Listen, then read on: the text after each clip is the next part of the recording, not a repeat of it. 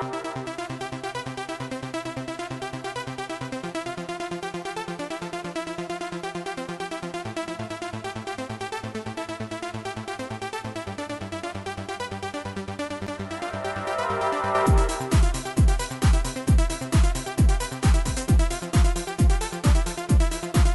another video review from the Hodgepodge Podcast. I'm Doug. I'm Dirty A. And today we'll be discussing The Purge, ANARCHY. The Purge, ANARCHY, is the sequel to 2013's, I'm trying to remember what year we're in, 2013's The Purge, which starred Ethan Hawke. It was a very low-budget thriller. Yeah. Thriller did well. That did major money at the box office. And it was a very profitable movie. So they kind of upped the game for this one. We did not like last year's The Purge. Not much to like, really. No. But The Purge ANARCHY is not a great movie, but it's not nearly as bad as the original movie.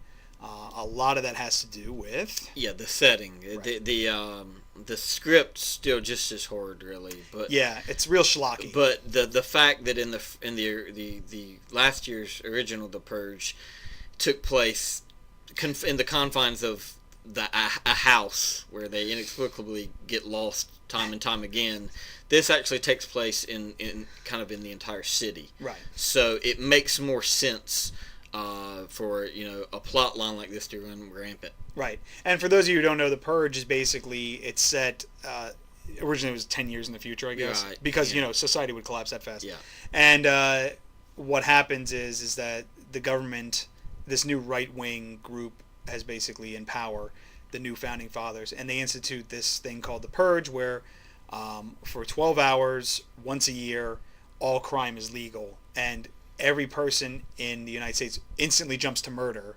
Right. As opposed to small misdemeanors, like having your dog crap on somebody's lawn and then just leaving it there.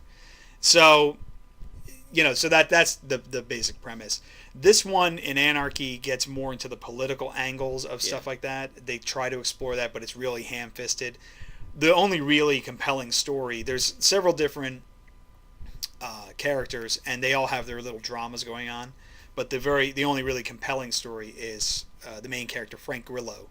And he was in Captain America Winter Soldier as Rumlow.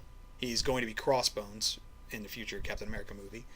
And he basically plays this guy who is out to get revenge on a guy who killed his son, basically. Right, it's kind of the anniversary of his son's death. Right. And he basically runs across these people that get into some trouble, and his conscience gets the best of him, and he helps them. He basically becomes like a vigilante. Yeah, he kind of gets sucked into their plot of survival, right, as opposed to just self-serving his own need. And after I saw this movie, I was basically like, Marvel should not have him as Crossbones. They should just make him the Punisher, because he basically is the Punisher in this movie. That's basically he's got an armored car. He's got all the guns, and he looks like the Punisher. He's got the the black pompadour hair almost going on, and so he'd be really good as the Punisher. Just think about it, Marvel. And it wasn't terrible. It wasn't. Yeah. I mean, especially you rank it up against the first one. It is just for the setting itself. It's leaps and bounds better than that.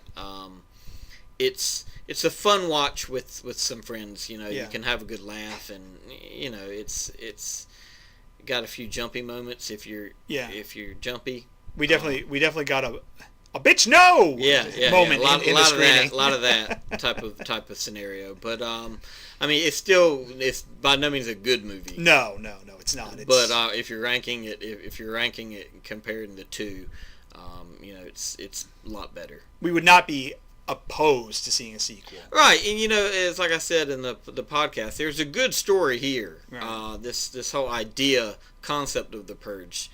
There's a good story to be had. They just really need to get a really tight script. They need to get it better. They need to put more money into the screenplay and do that. But there it is. Yeah. The Take Purge. It for what it's worth. The Purge ANARCHY comes out on July 18th. So if you want to go see it, check it out. I guess. Yeah, maybe.